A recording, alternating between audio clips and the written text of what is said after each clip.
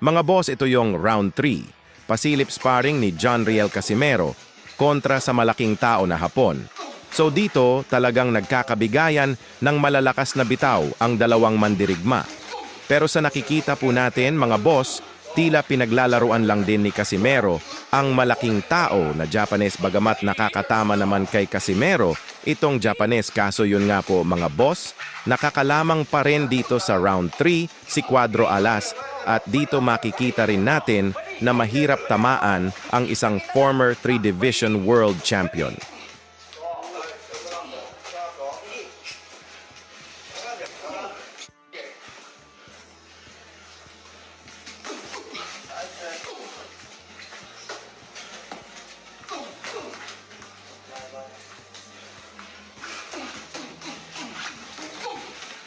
Magkano ka? Paano mo?